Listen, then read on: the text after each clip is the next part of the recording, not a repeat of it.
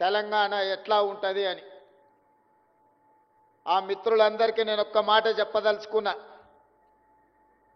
తెలంగాణ ఇక్కడనే ఉంది, తెలంగాణ ఇట్లనే ఉంటుంది.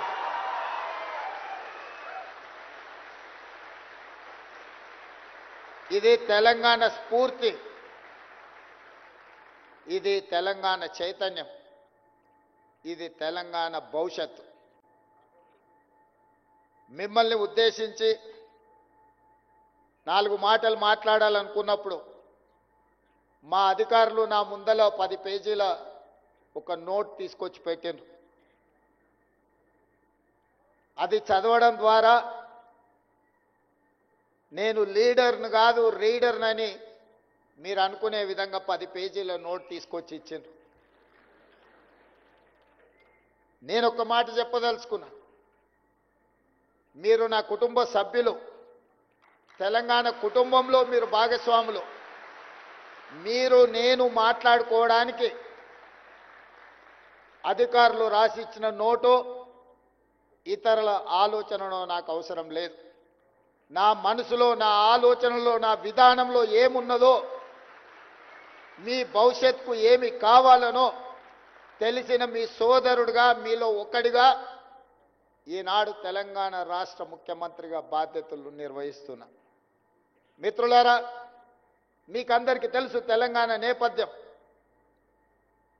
ఆనాటి కొమరం భీముడు కావచ్చు, మలితరం చాకలి ఐలమ్మ కావచ్చు, తర్వాతి తరం సాయుధ రైతాంగ పోరాటం కావచ్చు, ఒకనాడు జల్ జమీన్ జంగల్ కోసం కావచ్చు, మలితరం భూమి కోసం, భుక్తి కోసం, విముక్తి కోసం కావచ్చు, ఈనాడు సామాజిక న్యాయం, సమానమైన అవకాశాల కోసం కావచ్చు, సర్వ స్వతంత్రంగా స్వయం పాలన కోసం మన పోరాటం కావచ్చు, ఇవన్నీ తెలంగాణ సమాజం ఒక చైతన్యంతో కూడిన బాధ్యతతో జరిగిన పోరాటాలు. ఈ పోరాటాలలో వేలాది మంది అసూలు బాధ్యత. ఈ తెలంగాణ గడ్డకు ఒక చరిత్ర ఉన్నది, ఈ తెలంగాణ గడ్డకు ఒక పౌరుషం ఉన్నది, ఈ తెలంగాణ గడ్డకు ఒక వీరోచితమైన గాథలు ఎక్కడికెళ్ళినా, తండాలలో, గూడాలలో, మారుమూల పల్లెల్లో ఎవరిని కదిలించినా, ఏ జాతిని కదిలించినా ఈ తెలంగాణ స్ఫూర్తి కొట్టొచ్చినట్టుగా కనిపిస్తుంది. కానీ కొంతమంది వాళ్ళ ఆలోచనలో, వాళ్ళ భావ దారిద్ర్యమో, వాళ్ళ అవగాహన లోపమో, ఒక కుటుంబం కోసమో, ఒక రాజకీయ పార్టీ కోసమో తరతరాలుగా 6 దశాబ్దాలు కొట్లాడి సాధించుకున్న తెలంగాణ ఒక కుటుంబం లేకపోతే ఒక రాజకీయ పార్టీ ప్రయోజనం కోసమని వాళ్ళు భ్రమలు చెందడం మనందరం కళ్ళతో చూసినాం. కలిసి వచ్చి 2 సార్లు గెలిస్తే ఆ గెలుపు కారణం వాళ్ళు కారణ జన్ములని భావించారు. కాలం కలిసి వచ్చి గెలుపుకు కారణ జన్ములు కావాల్సిన అవసరం లేదు.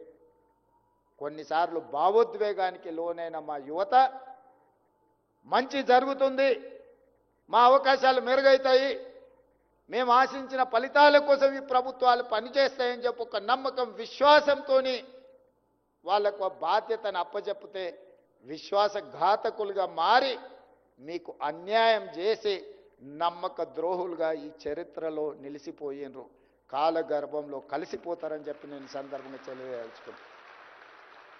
మిత్రులారా, మీరు ఆలోచన చేయండి. మీ నేపథ్యం ఏదైనా ఉండొచ్చు, ఒక ఉపాధి హామీ కూలి కుటుంబ సభ్యులు అయి ఉండొచ్చు, మారుమూల ఆదివాసి గూడాలలో ఉండే ఓ గిరిజన బిడ్డ అయి ఉండొచ్చు, లేకపోతే దళిత వాడల్లో నుంచి వచ్చిన నిర్లక్ష్యానికి లోనైన జాతి అయి ఉండొచ్చు, లేదా పట్టణ ప్రాంతాలలో చదువుకున్న యువకులు అయి ఉండొచ్చు. మీరు ఈనాడు చైతన్యం కలిగి 4 లక్షలకు పైగా పరీక్షలకు అప్లై చేసుకొని 3 లక్షల మంది పోటీ పడితే అందులో నుంచి 562 మంది సెలెక్ట్ అయినారు. మా చీఫ్ సెక్రటరీ గారు 1:700 ప్లేస్ అన్నాడు. నేను అలా అనుకోవడం లేదు, 1:3 lakhs. ప్రతి ఒక్కడికి ఇంకొకటి పోటీనే. పరీక్షలు రాసిన 3 లక్షల మంది ప్రతి నిరుద్యోగ యువకుడితోని పోటీ పడ్డట్టే. ఇది 1:700+ స్లాట్స్ కింద డివైడ్ చేసి మీకు కాంపిటీషన్ ఎగ్జామ్స్ కండక్ట్ చేసింది కాదు. మిమ్మల్ని ప్రతివాడు పక్కవాడికే పోటీ. అన్న తమ్ముడు పోటీ పరీక్ష రాస్తే అన్నకు తమ్ముడు పోటీ, తమ్ముడికి అన్న పోటీ. 562 మంది ఈరోజు మీరు ఎంపిక అయినరు అని అంటే 3 లక్షల మందితోని పోటీ పడి మీలో ఉన్న నైపుణ్యాన్ని, మీలో ఉన్న చైతన్యాన్ని, మీలో ఉన్న పట్టుదలను ప్రదర్శించి ఈనాడు శిల్పారామం వేదికగా తెలంగాణ రాష్ట్ర అభివృద్ధిలో భాగస్వాములు కావడానికి ఎంపిక అయినరు. వాళ్ళ కుటుంబంలో ఆనాడు నిజామాబాద్ ఎన్నికలలో ప్రజలిచ్చిన తీర్పును కాదని, కుటుంబ సభ్యులకు నిరుద్యోగం ఉండకూడదని 6 నెలలు తిరిగే లోపల రాజకీయ ఉద్యోగం కల్పించింది. వాళ్ళ బంధువులకు కల్పించుకున్నారు. మీరు ఎందుకు మీ కుటుంబ సభ్యులకు ఇచ్చుకున్నారని మనం ఎన్నడూ అడగలే. నీ చేతిలో అధికారం ఉంది, నీ దగ్గర పెత్తనం ఉంది, నువ్వు ఇచ్చుకున్నావులే అని మేము సర్దుకున్నాం. కానీ 2011 ఉమ్మడి రాష్ట్రంలో గ్రూప్ 1 పరీక్షలు నిర్వహిస్తే 2023 వరకు దాదాపుగా 12 సంవత్సరాలు గ్రూప్ 1 పరీక్షలు నిర్వహించలేదంటే, తెలంగాణ రాష్ట్రంలో 10 సంవత్సరాలు పరీక్ష నిర్వహించలేదంటే ఇంత బాధ్యత రహితమైన ప్రభుత్వం ఎక్కడైనా ఉంటుందా? వ్యక్తులు ఎవరైనా ఉంటారా? వాళ్ళ ఉద్యమకారులని నేను అడుగుతున్నా. ఏ ఉద్యమం, ఏ శ్రీకాంతాచారి, ఏ ఈశాన్ రెడ్డి, ఏ కానిస్టేబుల్ కిష్టయ్య, ఏ యాదయ్య, ఏ యాదిరెడ్డి ఎర్రకోట ముందల ఉరికొయ్యలకు వేలాడి సాధించిన తెలంగాణ స్ఫూర్తి ఎక్కడున్నది మీలో? శ్రీకాంతాచారిని మీరు మర్చిపోయి ఉండొచ్చు, కానిస్టేబుల్ కిష్టయ్యని మీరు మర్చిపోయి ఉండొచ్చు, ఈశాన్ రెడ్డి, వేణుగోపాల్ రెడ్డిని మీరు మర్చిపోయి ఉండొచ్చు. యాదయ్యను ఉస్మానియా యూనివర్సిటీ గేట్ల దగ్గర ఆనాడు పాలకులు నియంత్రిస్తే పెట్రోల్ పోసుకొని తగలబెట్టుకొని జై తెలంగాణ అని తెలంగాణ రాష్ట్రాన్ని సాధించింది వాళ్ళ కుటుంబ ప్రయోజనాల కోసం కాదు. లక్షలాది నిరుద్యోగ యువకులు తెలంగాణ రాష్ట్ర సాధనలో వాళ్ళు బాగుపడతారని వాళ్ళు త్యాగాలు చేసింది. ఏ ఒక్క రోజైనా ఈ పోటీ పరీక్షలు నిర్వహించాలన్న ఆలోచన మీకు వచ్చిందా? నిర్వహించకపోను తెలంగాణ పబ్లిక్ సర్వీస్ కమిషన్ని అంగడి సరుకుగా మార్చి గ్రూప్ 1 ఉద్యోగ నియామకాలు ఈరోజు మీరు గ్రూప్ 1 ఆఫీసర్లుగా మిమ్మల్ని నియమించే బాధ్యత పబ్లిక్ సర్వీస్ కమిషన్లో ఎవరినేసిందా అంటే మెంబర్స్గా ఆర్ఎంపీ డాక్టర్ని. నేను వాళ్ళని తక్కువ చేయడం లేదు. వాళ్ళకున్న విజ్డమ్ ఎంత, వాళ్ళకున్న నాలెడ్జ్ ఎంత. ఒక టీచర్ని లేకపోతే ఒక ఆర్ఎంపీ డాక్టర్ని చిన్న చిన్న హోదాలలో ఉన్న వాళ్ళని పబ్లిక్ సర్వీస్ కమిషన్లో మెంబర్స్గా నియమిస్తే రేపు ఐఏఎస్లు కాబోయే మిమ్మల్ని నియమించే ఆలోచన వాళ్ళకి ఏ విధంగా ఉంటుందో ఒకసారి ఆలోచన చెయ్యండి. అందుకే ఆనాడు వాళ్ళు నిర్వహించిన పరీక్షలు, ప్రశ్న పత్రాలు మీకు తెలుసు, జిరాక్స్ సెంటర్లలో పల్లి బఠానీలాకి ఎట్లా మీరు. దానికి కారణం ఎవరో మీకు తెలుసు. నేను లోతుగా వెళ్ళాల్సిన అవసరం లేదు. చైతన్యం కలిగిన యువకులు మీకు అందరికీ తెలుసు. నేను బాధ్యత తీసుకుని ఎంబడే బాధ్యత కోసం కొట్లాడినప్పుడు, బాధ్యత తీసుకున్న తర్వాత ఒక మాట చెప్పిన, పబ్లిక్ సర్వీస్ కమిషన్ని యూపీఎస్సీ కంటే ఉన్నతంగా నాణ్యత ప్రమాణాలతో కూడుకున్న విధానాన్ని అవలంబిస్తాము. పబ్లిక్ సర్వీస్ కమిషన్ చైర్పర్సన్ కావచ్చు, మెంబర్స్ కావచ్చు, మీకంటే ఉన్నత హోదాలో ఉన్నవాళ్ళు ఉంటే మీ నియామకాలలో మంచి జరుగుతుంది, మీ ఆలోచనను పసిగడతారు, మీ తెలివితేటలని అభినందిస్తారని చెప్పి రిటైర్డ్ డీజీపీ మహేందర్ రెడ్డి గారిని పబ్లిక్ సర్వీస్ కమిషన్ చైర్మన్ చేశారు. జేఎన్యూ రిజిస్ట్రార్ని, ఒక ఐఎఫ్ఎస్ ఆఫీసర్ని, ఒక గ్రేడ్ 1 మున్సిపల్ కమిషనర్ని, ఈనాడు ఐఏఎస్లను ఐపీఎస్లను, ఒక యూనివర్సిటీ వైస్ ఛాన్సలర్ని ఈరోజు పబ్లిక్ సర్వీస్ కమిషన్లో సభ్యులుగా నియమించడం జరిగింది. ఇవన్నీ రాజకీయ పునరావాస కేంద్రాలు కాదు, ఇది తెలంగాణ పునర్నిర్మాణం. ఈ తెలంగాణ పునర్నిర్మాణంలో భాగస్వాములు కావాల్సిన మిమ్మల్ని ఎంపిక చేసేవాడు ఆర్ఎంపీ డాక్టర్ అయితే ఆలోచన ఎట్లుంటుంది, ఒక ఐఏఎస్ ఆఫీసర్ అయితే ఆలోచన ఎట్లుంటుందో మీరు ఒక్కసారి ఆలోచన చేయండి.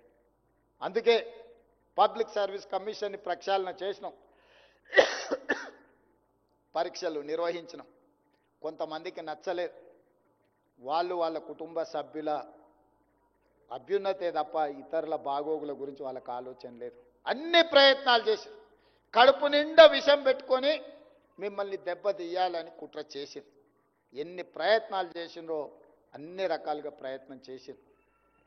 కానీ నిజాయితీతో ఒక మంచి సంకల్పంతో ఈ కార్యక్రమాన్ని నేను నా మంత్రివర్గ సహచరులు చేపట్టినాం.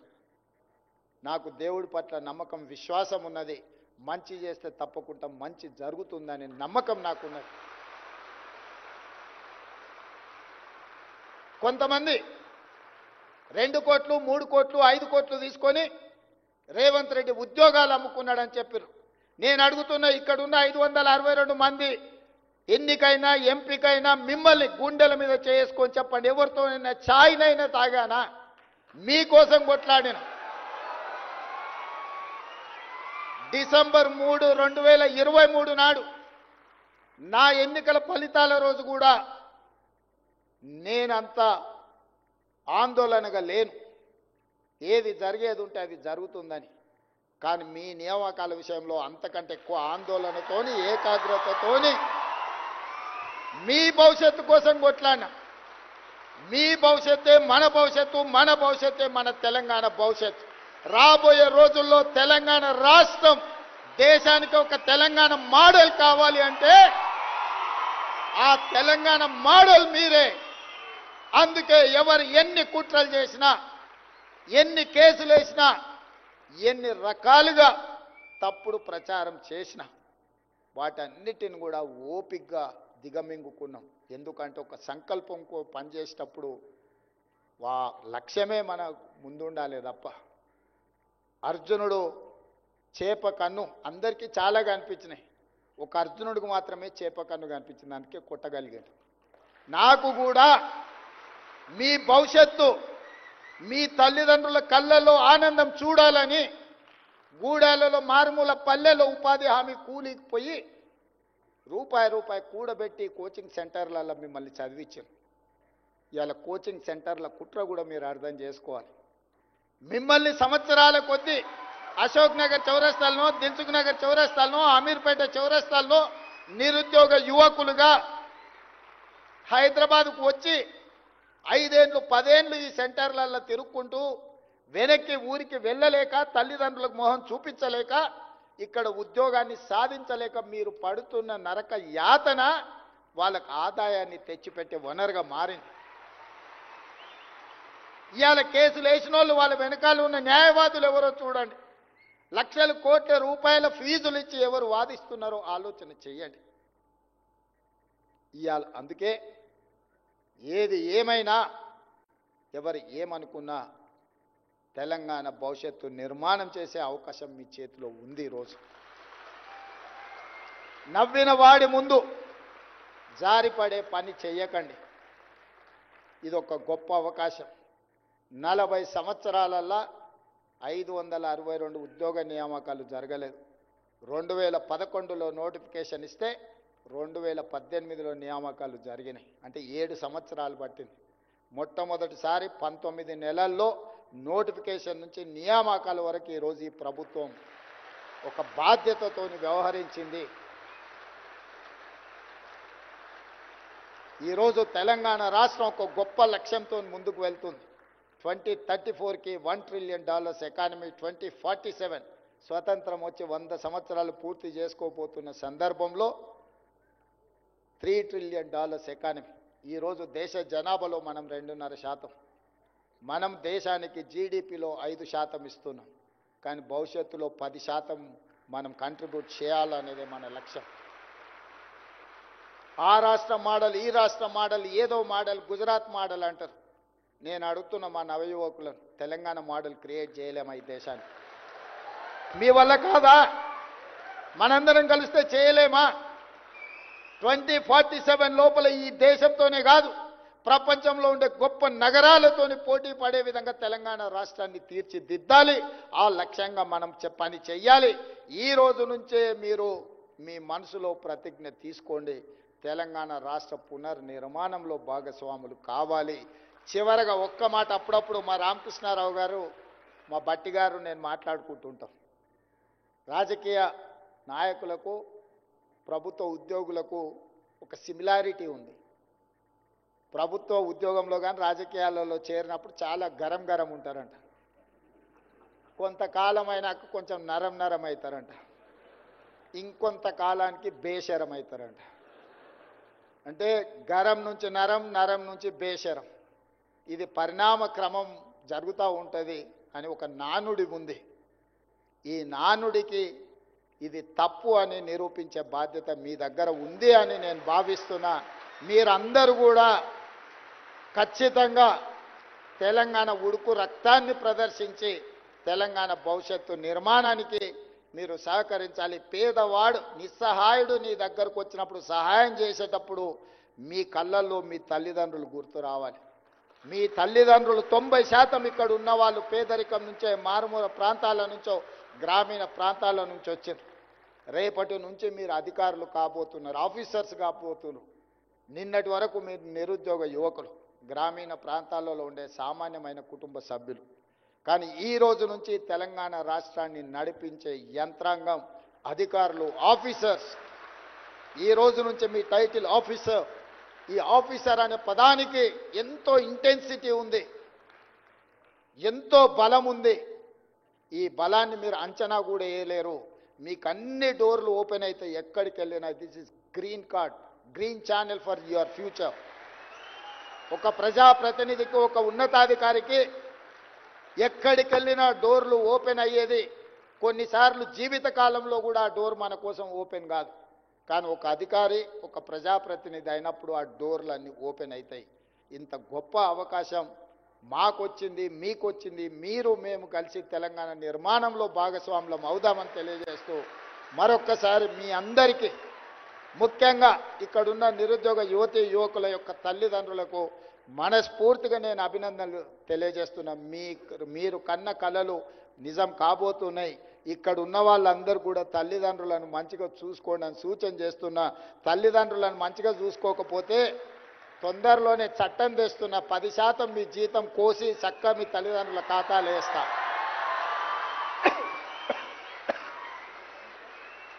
మీ భవిష్యత్తు కోసమే సర్వం ఒడ్డి, మీకోసమే సర్వం త్యాగం చేసిన తల్లిదండ్రులను గుండెల్లో పెట్టి చూసుకొని భుజాల మీద పోయాల్సిన బాధ్యత మీదే.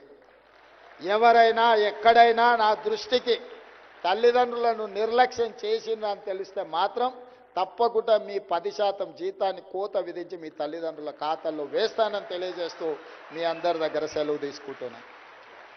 Thank you sir.